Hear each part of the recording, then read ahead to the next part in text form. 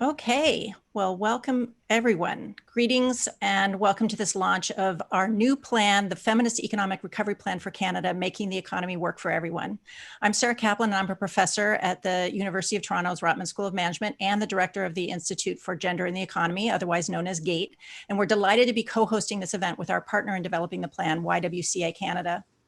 Though we are meeting virtually, the land on which the University of Toronto is located is the traditional territory of many nations, including the Mississaugas of the Credit, the Anishinaabe, the Chippewa, the Haudenosaunee, and the Wendat peoples, and is now home to many diverse First Nations and Inuit and Métis. Toronto is covered by Treaty 13 of the Mississaugas of the Credit.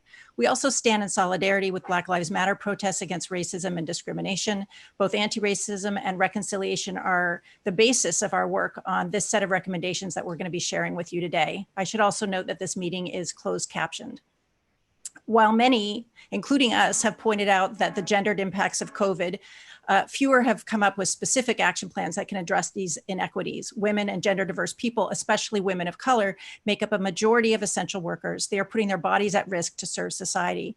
At the same time, they are also the majority of people who have been furloughed from work in sectors that have shut down, with schools and daycares being closed. And because of the gender division labor at home, we risk losing a generation of women from the workforce and undoing 30 years of progress towards gender equality. Our view is that we won't get recovery unless we focus on equity. Our plan was co-authored by our colleagues Anjum Sultana at Ywca and Carmina Ravanera at GATE. The plan, which all of you should have received as a link in your event reminder or is available at feministrecovery.ca, highlights 8 pillars for recovery. Those are intersectionality, understanding power in our society, addressing root causes of systemic racism, care work is essential work, investing in good jobs, fighting the shadow pandemic of gender-based violence, bolstering small businesses, strengthening infrastructure for recovery, and assuring diverse voices in decisions. We're thrilled to have over 1,000 people who have registered to participate in this event through Zoom and YouTube. At GATE, our goal is to open gates to new conversations, and we have an extraordinary panel lined up to give us new perspectives on what a robust and inclusive recovery could look like. I'm going to turn it over now to Maya Roy, who's the CEO of Ywca Canada, who was a strategic lead on the plan along with me. Ywca Canada is the nation's largest and oldest gender equity organization. For 150 years, Ywca Canada has been a leading voice for women, girls, two-spirit, and gender diverse people. Maya also sits on the Federal Expert Panel on Early Learning and Childcare, Data and Research, is a World Economic Forum Young Global Leader, and is a board member at Women's College Hospital. In 2018, Maya was a member of the Gender Equality Advisory Council for Canada's G7 presidency. Maya holds a master's in social policy and planning from the London School of Economics and has a Bachelor of Social Work from the Ryerson School of Social Work. She'll be introducing our fantastic panel and moderating a discussion with them. And we will close promptly at 4 p.m. because we know your time is valuable. So thanks again for coming, everyone. And I'm handing it over to Maya. Thank you so much, Dr. Kaplan, and thank you again to the entire team at GATE, Rotman School of Management, and my colleagues at Ywca Canada who've made this today's webinar possible. Very excited to introduce our panelists to you today. When we were developing the plan and the report, we were really interested in connecting Canadians to experts, women who've essentially been looking at intersectional work for many, many years and testing solutions in their own respective communities. So we have a number of really interesting guests that we'd like to connect you to today. Our first panelist who's going to be speaking is Dr. Margot Greenwood. And we felt she was really important because she has quite literally written the book on Indigenous determinants of health. And in the context of a pandemic, her expertise is really valuable. Dr. Greenwood is the academic leader with the National Collaboration Center for Aboriginal Health, and she's also a professor at the University of Northern British Columbia. So welcome, Dr. Greenwood. Can you please share with us some of your thoughts around what do you feel is missing from current COVID responses for Indigenous communities? So for many non-Indigenous people, we're sometimes not too sure around what we need to advocate for. And what would be 2 priorities or some solutions that you would propose as part of your experience in doing the work?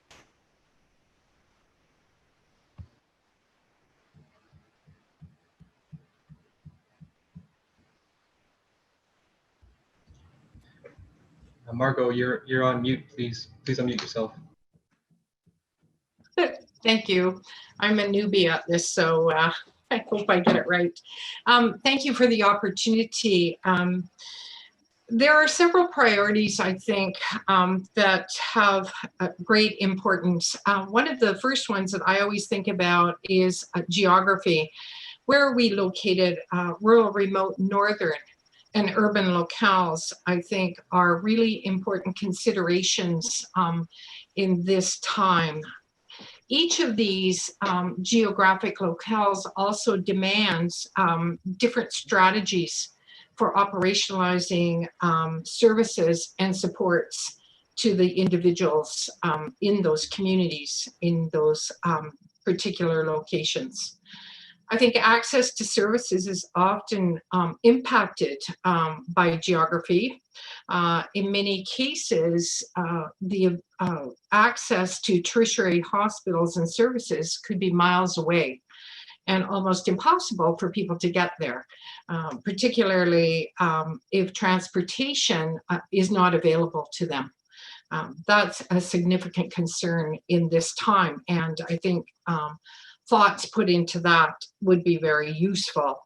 Pre-existing health conditions in people, many of us know that almost all of the measures of health and well-being, First Nations, Inuit, and Métis peoples bear a greater burden of health, making our vulnerability very great in this COVID-19 scenario.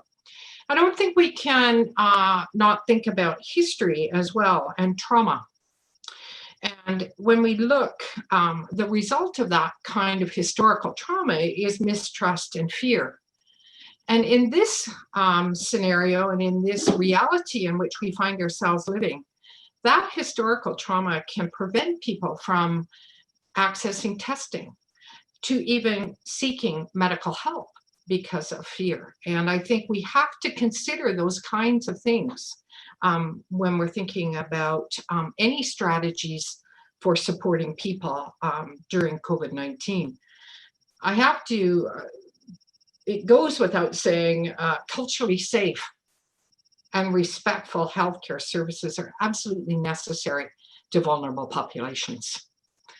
We don't all live the same reality, and it's really important that we understand one another in a good way.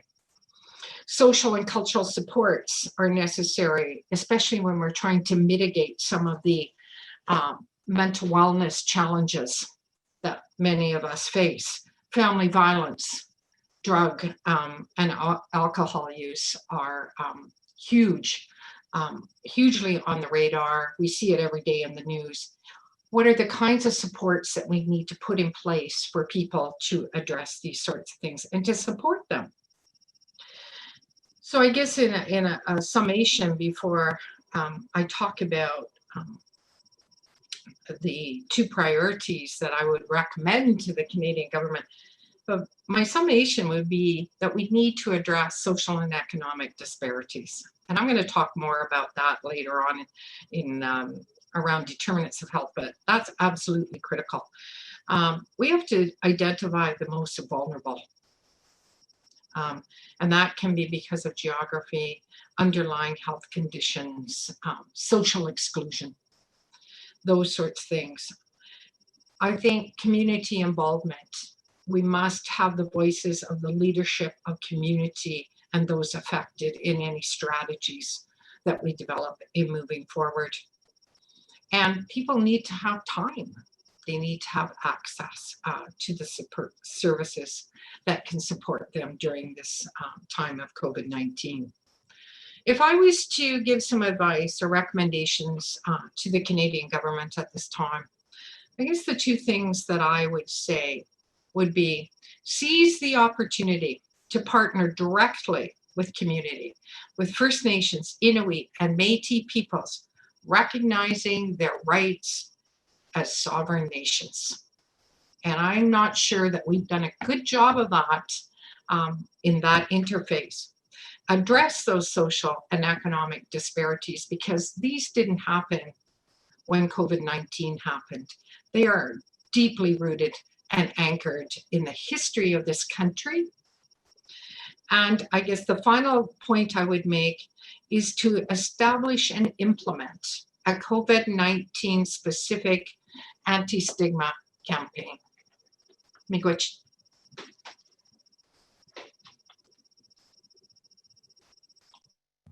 Am I just on mute? I would think after 5 months, I would have figured out the mute button. Thank you so much, Dr. Greenwood, for that really important advice, and especially around the importance of sovereign nation-to-nation negotiations. You talked about health. Our next panelist, Faye Johnston, she is a principal with Wisdom to Action. And Faye, you've done some really interesting participatory health research. You're based in Ottawa, but right across Canada, popular health research by and for trans youth. Faye has also written for Extra and has also sat on a number of boards, so also coming at it from a governance perspective. In your opinion, what's essentially missing right now from COVID responses, and what would be 2 pieces of advice you would give the federal government? Great question. I felt bad because I couldn't clap at the end of each speaker because I wanted to keep myself on mute. So I'll just put like a little round of applause.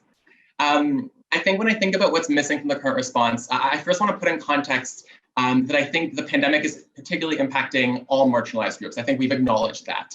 But what I think is missing from the current response is that what's actually always been missing from our government's response. We know that marginalized communities have higher rates of mental health issues, poverty, homelessness, et cetera. And so I think one of the biggest things that this pandemic has highlighted for me is that we weren't ready to even deal with the issues before a pandemic occurred. And so what's missing is a true commitment to tackling broader systems of oppression and actually thinking about this from a social determinants of health lens. More specifically, on 2S LGBTQ issues, there was a letter sent to the Minister of Diversity asking for targeted funding at 2S LGBTQ community organizations, organizations that are typically massively underfunded, struggling to make ends meet, while working with tons of street involved and homeless young folks, folks who are in abusive situations, who are having struggles with their mental health. And so we actually needed and still need targeted investments, both during this pandemic and to respond to it, but also more broadly to make sure that we have the core services that our communities need. I think when I think more broadly, I think around supports for folks with disabilities or disabled folks and folks on OW. If we think about that, a lot of women and trans folks in particular are less likely to be middle class, less likely to have the finances necessary to make ends meet. But a lot of provinces didn't do anything to adjust their welfare systems to respond to the pandemic. And so while some of us were, and myself included, were able to collect federal CERB funding in order to pay our basic bills, there are many folks who were excluded from that, including, for example, trans folks who are overrepresented in sex work. And many sex workers have not been able to access CERB. If I were to ask for 2 specific issues or priorities that I'd like the government to keep in mind, I think one is actually thinking about extending CERB beyond just a response to a pandemic. If we know that $2,000 is the minimum bar that Canadians and folks on this land need and deserve to make their ends meet, I think that that is something that we should set as the standard for folks across this country. And then the second one is to work hand in hand with provinces to bolster local funding for 2S LGBTQ community services. The federal government has announced some significant funding in the last budget, and that is a big step forward. But at the end of the day, this has to be a shared responsibility across provinces, municipalities, and the feds. And again, 2S LGBTQ communities are really struggling during this pandemic and struggling just in general in the world that we live in these days. And so I think a targeted response to make sure these organizations have the funds that they need would be the best thing that we could see when I'm thinking about 2S LGBTQ communities in particular. Thank you. Amazing. Thank you so much, Faye, and incredible timing as well in terms of your timekeeping skills. So Faye, you talked about the importance of Two-Spirit and LGBTQ organizations and just the foundational role of their services that they've been playing throughout this pandemic. Our next panelist, Gladys O'Kine, is the executive lead with the Canadian Centre for Youth Prosperity. It's a national nonprofit organization that's doing workforce development for young people across the country. Gladys, why don't you share with us, especially in your capacity as an Aspen Fellow, you've also been doing really interesting research with youth workers across the country, also exploring different ways of bringing in anti-Black racism practices into a lot of employment skills training. What do you think is missing, and what would be some advice you would share? Thanks so much, Maya. Hopefully everyone can hear me okay. Okay, awesome. Thank you so much. So first of all, thank you for pulling this together. I think this conversation is so critical and so timely. And I just love the fact that you all were not waiting for someone to ask you to do this work and pull it together, that you took it upon yourselves to convene this group. So really, really thankful to just have the opportunity to participate. CCYP, our Council for Youth Prosperity, mirrors that.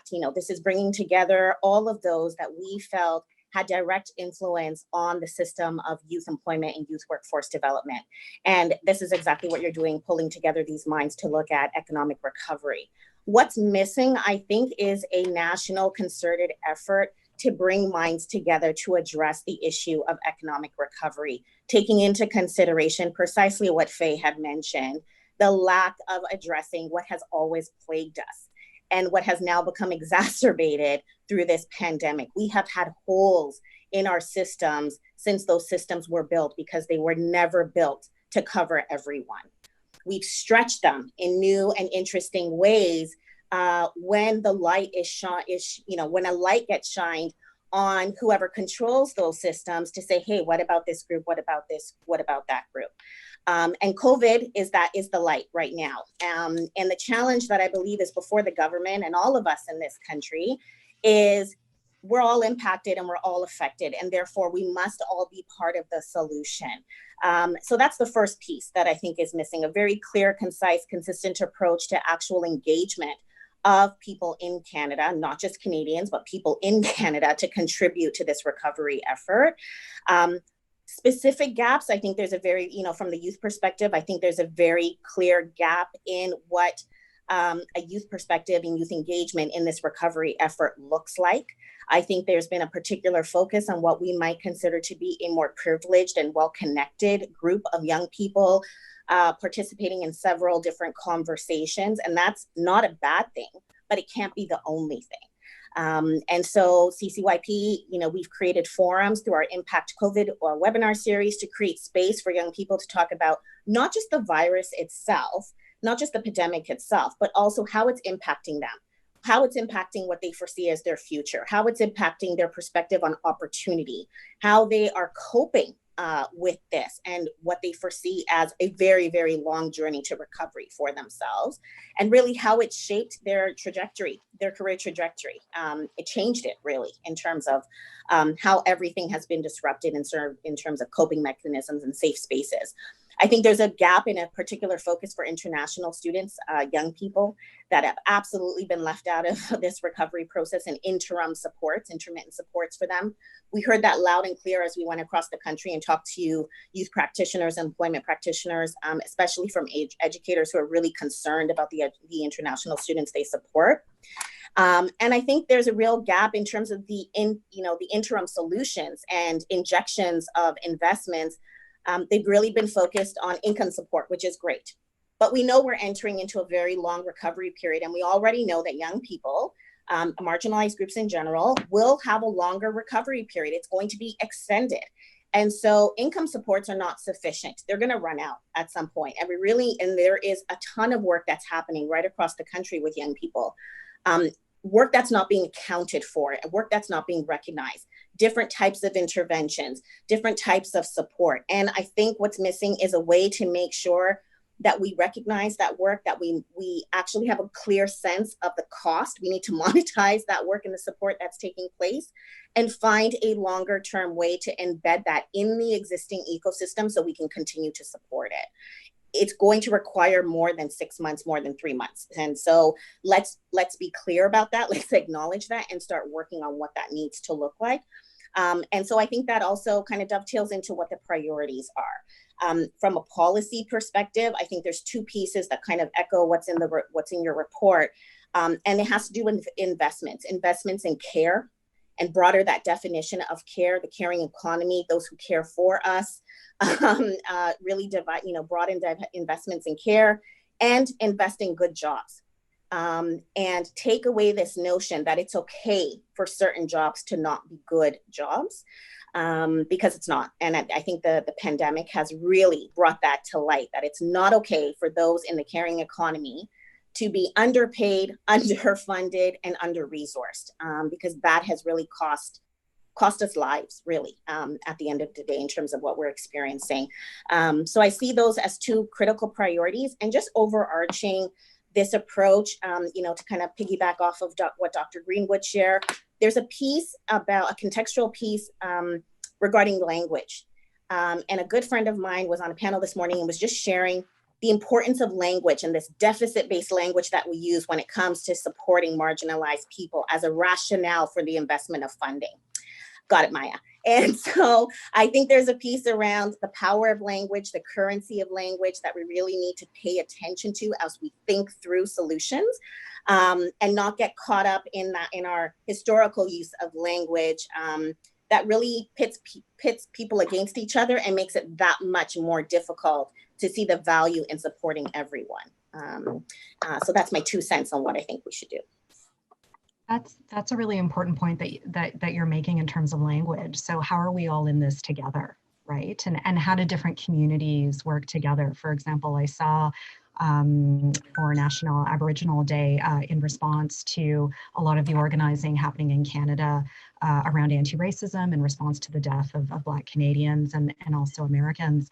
Indigenous communities actually looked at how police brutality impacted both communities. Right. And how do we move forward as part of that? You also raised the issue of investing in a care economy and childcare, and that's really, really important, and a wonderful segue to our next panelist. I'm very pleased to present Armeen Yilmazan. She is a fellow with the Atkinson Foundation, but she also comes to us with really interesting expertise as an economist. Armeen was also Deputy Minister for one of the largest economic development ministries within the Government of Canada in the public service, and also was Vice President and President of the Canadian Association for Business Economics for many years, from 2013 to 2019. Would like to turn it over to Armeen and ask the question, what would be some proposals that you think that we need to build back better? Because a lot of times when we're talking about diversity or gender, it's just sort of seen as a frill, that it's not really important for economic recovery. So over to you, Armeen. Thank you, Maya. I just want to start off by saying every one of us in this conversation are just passing through. We're all just passing through. My path is now through traditional unceded territory of the Algonquin Anishinaabe people. And right now I'm walking with all of you in this hour. And I want to echo what Gladys has just said with respect to the thanks to the YWCA Canada and the Rotman Institute of Gender and the Economy, that you didn't wait to act, you just did it. You just penned the playbook that we need in this, as it's the adjective everybody is using. This is an unprecedented economic recession. I have dubbed it a she session because women were hardest hit first and continue to be slowest to rebound in the job recreation. So we have a she session that is not morphing into a she recovery. It's being followed by a he recovery. And mathematically, we cannot get back to anything that looks like functionality of the economy without more women getting better paid work, at least resuming where they were at before. And those roads are blocked right now because of some kind of unclear unwillingness of our national and federal and provincial governments from acting in concert to make sure the social infrastructure does not collapse in this period and create even more structural barriers for women to get back to work, which is what they say they all want. And like all the panelists, and I bet most of the participants that are on this webinar today, we all try to imagine the change we want to see. And I suspect for most of us, It is about identifying what is missing that is suboptimal and what could happen if we close those gaps. We've been talking a lot in COVID. You know, people say that disease is an equal opportunity manifestation, but we have also talked a lot about COVID being the great revealer of the enormous fault lines that already existed. And we know that we could lift up our experiences, improve health, and boost the economy if we actually address the public health call to fix the social determinants of health. And every single one of my co-panelists have addressed this one way or another. It's essentially what Margot said, it's essentially what Faye said, it's essentially what Gladys has said. So I'm not really adding much of anything, but as an economist, I too have been saying for years, we need to boost the economy from the bottom up. That is the flip side of 40 years of the failed social experiment of trickle-down economics, which has left too many people behind, even as it has expanded gross domestic product and the economy. So the caring, what COVID has revealed is that the caring economy is foundational to the essential economy, and we need to invest in social infrastructure just as much as physical infrastructure. In every recession historically, we have learned that shovel-ready infrastructure, which primarily goes to men, has been one way of stimulating a demand for more spending.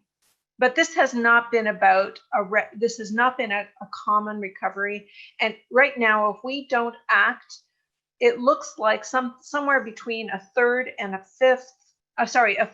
half of all childcare spaces are at risk of shuttering. Now, if we had between a third and half of all childcare spaces shuttering, we had between a third and half of all roads and bridges shuttering, you know we'd have a national childcare plan. So one of the things we must do is make sure we don't lose capacity. You know, in economics, we talk about what's the output gap?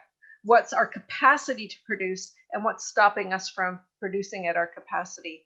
Well, we've got all this untapped labor that is impossible to get back to work without childcare. A huge proportion of the labor that has been sidelined needs childcare and schools to reopen, but that threatens to be the second vector of transmission.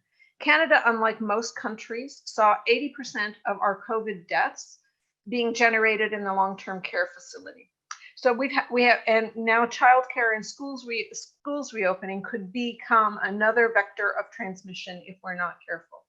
So what we're learning in the midst of this pandemic and how to boost the economy from the bottom up is that we need to be very attentive to care, that we have to make sure that care, the caring economy, is not driven by the desire for profit, that the priority has to be on care, not the profit motive. And that if we do this right, that we could actually have a longer term payback. Is not just about getting mommy back to paid work, but it's about investing in our children for the long haul, because on the other side of COVID is population aging. And that's going to stick with us for decades. And we cannot be the best we are capable of being without having that foundation of good work, decent work, well paid, well trained for and well paid, that helps bring out the best potential in our children, as well as cares for our elderly, the people too old, too young, and too sick to work. We need to stop under-resourcing, under-providing, and underpaying the people that provide that work. That is part of the essential economy. And that would be my primary recommendation to any government is, let's get going on this. This more than pays for itself, and it unleashes potential, both economic and personal. So why aren't we doing it? Wonderful. Thank you so much, Armine. There's a really interesting quote that you shared with the other panelists just as we were prepping for today, and it seemed to have really taken off. So your quote was, "No recovery without a she-covery, no she-covery without childcare." And to the point that, you know, Armin was joking online, we should get some t-shirts printed up. Gladys was very much in support of getting that crocheted on a throw pillow. So just to let you know, Gladys, I do have something mocked up for you. I wanted to do a quick little exercise with the panelists. And also this is an opportunity for those of you watching our webinar from home to interact with some of the stats in the report. And very important, just a quick little disclaimer, we're certainly not saying that any of the stats in the report are untrue, but we did want people to dig a little bit deeper into this whole issue of care work. So we're gonna play a quick little game with the panelists. And there's actually a statistic from United Kingdom that we quote in the report that I wanted to share with you. And I'd like for you to say, just as I throw the stat out to you, if you sort of heard it on the street or if you were just chatting with folks, would you think this statistic was true or would you think it was false? And if you could share a little bit why. And it's with respect to the care economy. And then we'll go and take some questions from the audience. So the statistic is, there were some projections that were put out, and 1%, if 1% of the United Kingdom GDP were invested in care work, that this could potentially create 2 million jobs in care work. Just wanted to throw that open to the panel. When you hear something like that, what sort of goes through your mind? Do you think it's true? Do you think it's false? What comes to top of mind for you? And for those of you who are at home, you can sort of think about, do you think that statistic is true or do you think it's false? Who'd like to take a shot? I can jump in. I think when I see stats like that, I immediately think about the possibility of it, because we already know these areas of work are grossly under-resourced. And so I immediately go to, well, what's the worst that could happen if we increased an investment in this area and facilitated access to greater resources for that type of work? And a byproduct of that is the generation of jobs, better service, greater access to service. And so I immediately, my mind doesn't go to whether or not it's true, but it immediately goes to, is it possible? Could we do it? And how would that benefit us? Wonderful. Anyone else?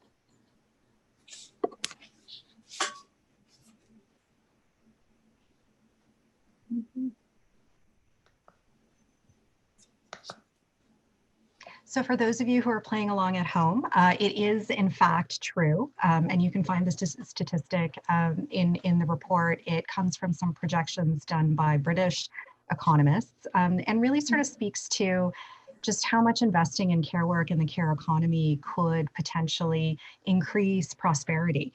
Because one of the questions we are going to get to in a few minutes is, how are we going to pay for all of this? We do have a really interesting question from the audience, which I would like to pose to the panelists, and it comes from Sharon Gregson.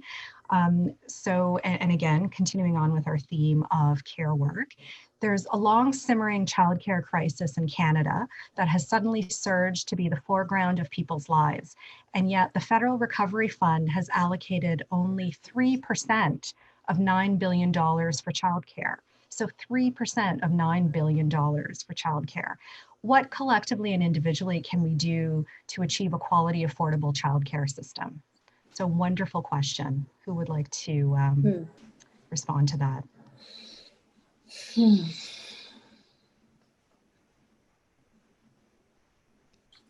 Armin. I see Armin's hand up.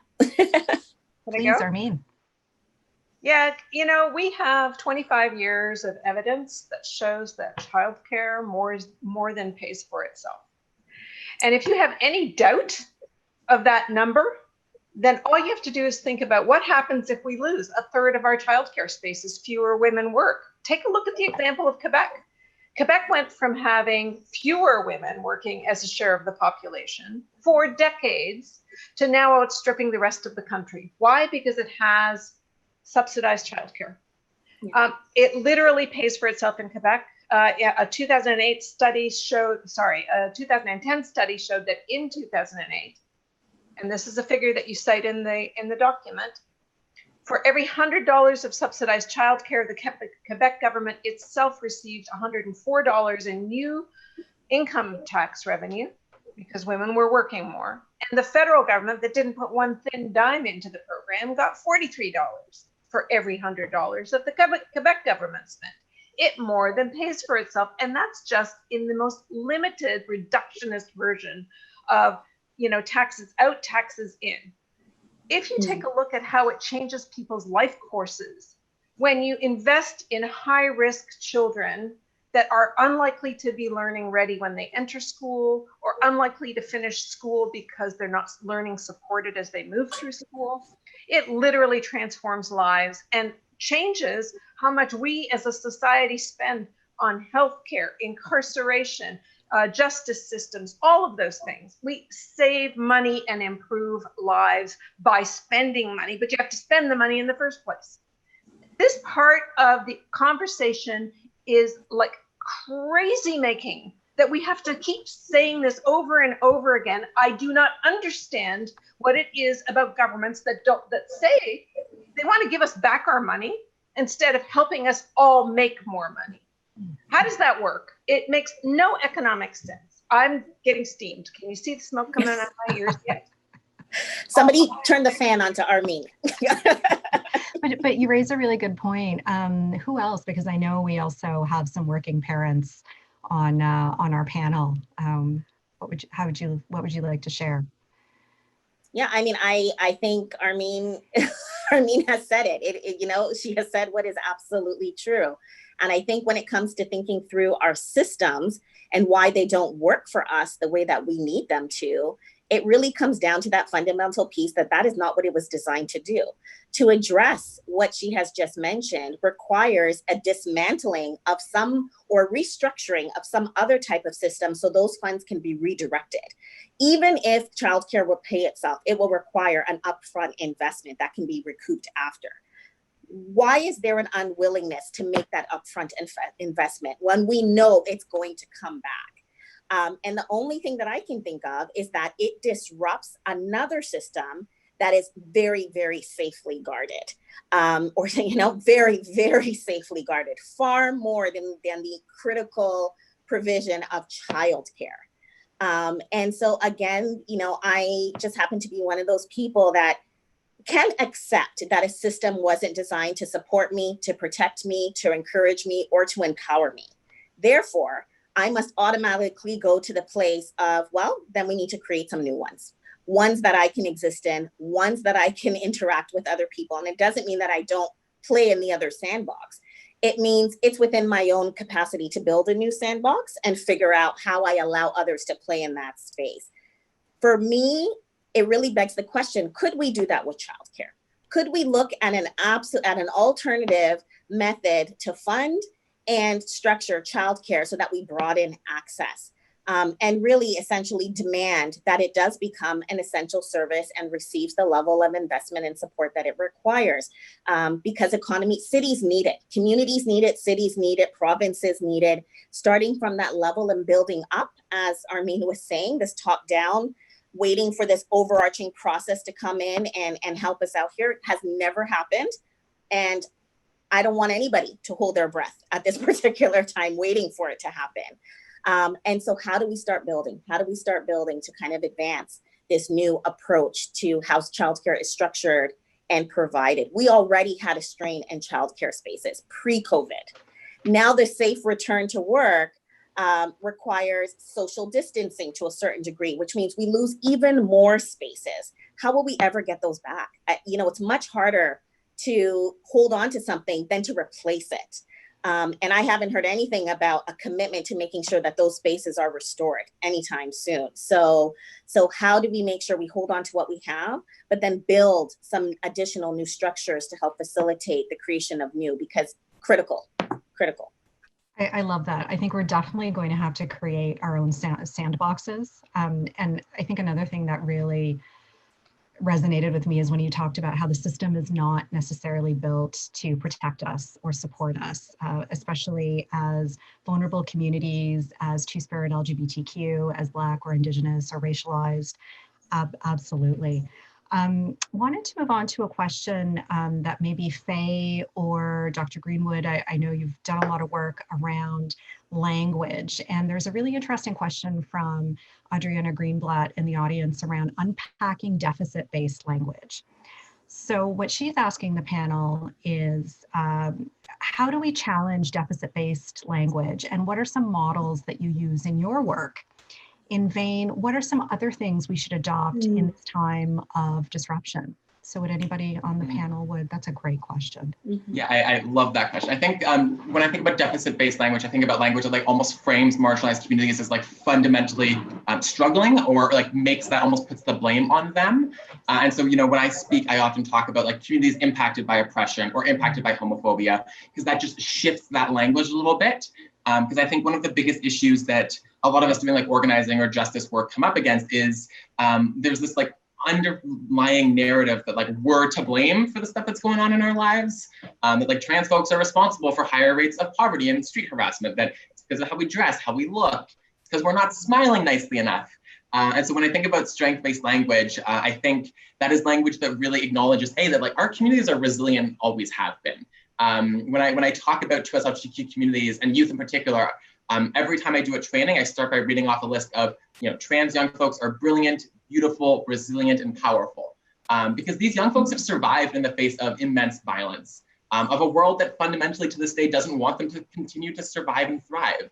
And so I think strength-based or asset-based language is a way of recognizing that our communities know how to fix themselves. It's everything else that the world is enacting and attacking our communities with that puts us in tricky situations. So that's why I think we need to critique deficit-based language, because it's so often is just a continuation of violence. It renders us as people who don't have agency over ourselves, and it renders our communities as ones that need to be saved. And we aren't looking for cis folks or straight folks to save us. We can save ourselves. Wonderful. Dr. Greenwood, did you have anything to share about the piece around language? Because I'm also finding traditionally for Indigenous communities always having to sort of teach back to non-Indigenous folks around just the history of colonialism and how that's also played a huge role in the deficit-based language.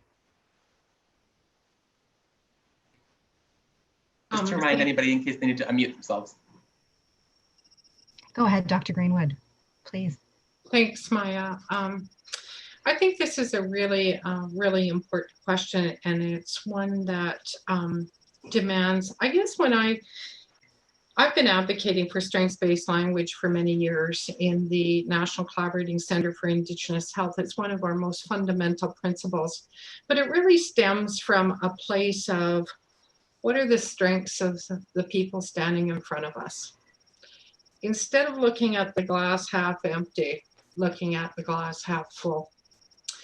I really believe, and it's one of our most fundamental teachings, or one that's been certainly taught to me, is that everybody has a gift and everybody brings it to the table. So it's really thinking about what is that strength that that group or that individual has and focusing on that. When we do that, it gives us something to build on. If we do not do that, then we are constantly criticizing and, oh, they can't do that, they don't know this, they don't know that. But if we look to the strengths, it might not be identical, and it shouldn't be, because we are diverse. But it gives us the place from which to build. And I think that's really important. It's like a fundamental mind shift of not seeing difference and diversity as wrong, but seeing it as rich and creating that rich mosaic. I wanted to also say something, if I can, about the previous speaker that was talking about childcare and the economy. And as I was listening to that, and I wanted to go, hurrah, yes, absolutely, yes. But one of the things that it caused me to think about was, and it's in this same vein, is how do you children? what value do we place on children? We can make all the economic arguments, and I know those arguments.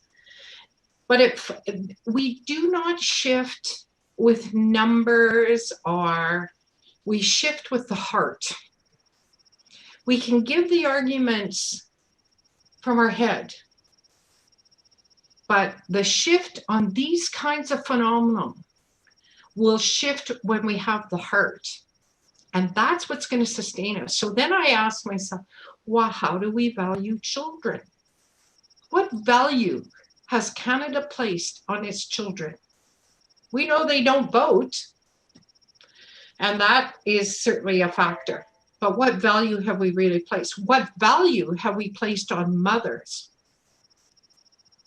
or the care of children? It doesn't just happen in a formal system.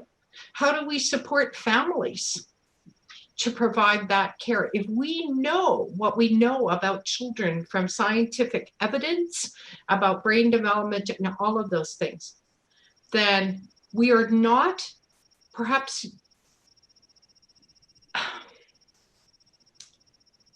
we need to use more heart arguments standing alongside the economic arguments, because if we can't get our head and our heart, I don't believe it's going to change.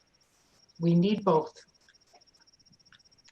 Agreed. And I think the other piece too is if we don't have our head and our heart aligned, it's hard to do the work with our feet, right? And a lot of the pieces, I think the reason why I respect all of the panelists' work is all four of you, I've watched your careers over many years, and you're just simply getting the work done. Again, you're not waiting for someone to come to you with funding. It's about finding that solution or finding a policy or a program or uplifting others to actually create some change. And specifically, what does concrete change look like? Because I'm sure for many of you on the Zoom call and also for the panelists, it must also be exhausting sort of talking over and over again and describing the oppression being foisted on our communities.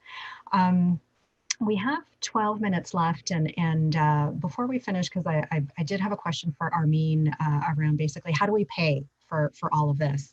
And it was very interesting. I think I agree with you, Dr. Greenwood. If we stick sort of too much to the economic rationale side of things, we don't get sort of the true outcome of what we're looking for in terms of building community. And I think if there's one thing we've learned, especially during this pandemic, is it's not going to be the stock market that's going to get us through this.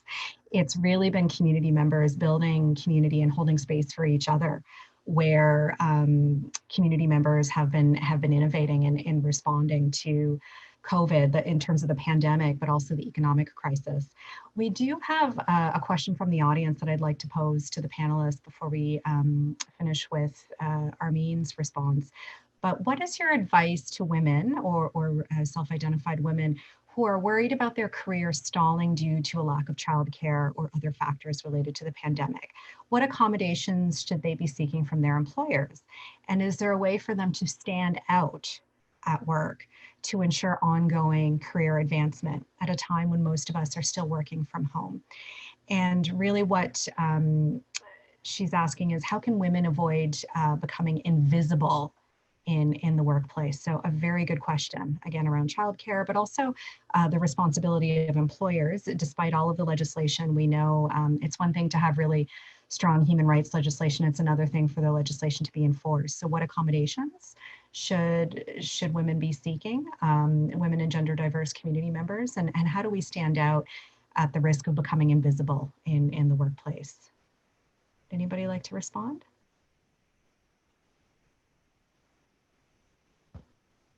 I'll go. Please. Hi, Rita. That's from journalist Rita Trichur at the Globe and Mail, and it is an excellent question. And I have to say, I'm feeling, have you noticed I'm a bit steamed? I actually don't think this is the sort of thing that we can do in individual workplaces. And there will be some great employers out there that will respond to demands by women for greater accommodation. But we all understand that if the schools don't reopen and if childcare spaces are reduced in number and access and quality, There's only so much work you can do at home while you are taking care of kids. I am far more concerned about the number of women in the next few weeks that are going to throw in the towel. And by the way, that's my merch idea. We need tea towels that say, no recovery without a sheet recovery, no sheet recovery. They're coming, Army. Right? Like tea towels, we need tea towels. Also screaming pillows. One side it says, place scream here. The other side is the slogan. Anyway, that's for raising money for you guys to do what I think is the real answer to Rita Treshore's question, which is we have to get organized and we have to get vocal. What the YWCA of Canada did, along with the Institute for Gender and the Economy at the Rotman School of Business, is to pen a playbook of what you could do if you actually wanted to put flesh on the bones of what the International Monetary Fund, the World Bank, the Organization for Economic Cooperation and Development, and all of our finance departments around the world have been saying, which is we need more inclusive growth. They don't tell you what the recipe is for that. They just use these terms. Well, your playbook actually shows what that would look like if you were actually going to deliver inclusive growth. And you cannot do it on a workplace by workplace basis. You cannot do it by being afraid that you're going to become invisible in the workplace. You know what's going to happen? We're going to set back gender equality by decades if we don't get collective action through public policy. Because women are just going to drop out. They can't do it, right? So like this to me is not a micro solution. The question is, how do I, at the micro level, MacGyver my way through this morass of public policy incompetence? But this is public policy incompetence. We need our governments to respond to a systemic problem. Like I said before, if you knew that 35% of your roads and bridges were at the risk of being washed out, you would know you're losing economic opportunity, you're losing business opportunity, you are losing GDP. They would have a plan. Where the hell is their plan for this? Because it's coming, we can see it. And you just can't knock out that number of women and expect the economy to tick along. We are talking about public policy incompetence that's going to generate an economic depression. Forget about individual problems of not being able to balance work and life. So it seems to me that what we need is more of what you have presented us, a playbook, and women getting angry and women getting organized and women pointing to what it needs to be done to lift all the boats up with this flood of disaster that has come to town. How do we actually all navigate this terrible flood that has that has befallen us? And it isn't about any individual becoming invisible. It's about a whole cadre of marginalized people becoming completely knocked out of the game. We can't afford this, and we need to act together. I'm sorry, Rita, there is no individual employer-based solution for the scale of what is about to befall us. So you talked about, Armin, the importance of communities actually organizing, and I think we're starting to see that right around the globe. And I think in our final 6 minutes, we have an excellent question around essentially reconciling the importance of addressing climate change with the She session. So we have a question from Barbara Cameron. An article in the Globe and Mail this morning suggested that the Liberal government cannot address two worthy objectives at the same time. God forbid that the government multitask, climate change and the She session. Do the panelists have thoughts on this? And would love to hear from, because we've seen a lot of youth organizing, and also Indigenous communities have actually been balancing environmental concerns and gender equity for 15,000 years. So absolutely, in our last 5 minutes, who would like to share some thoughts? I think I have like a really quick thought around, like, the government does dozens and I would assume does dozens and dozens and millions of different things every single day. Like the idea that we don't have the capacity to address like sexism or to address gendered labor and also address climate change. Like I'm sorry, like how many ministers do we have? Do they not have jobs that revolve around keeping this country operating and functioning?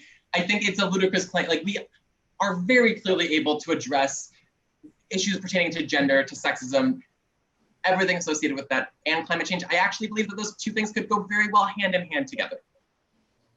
Yeah, it's a distraction.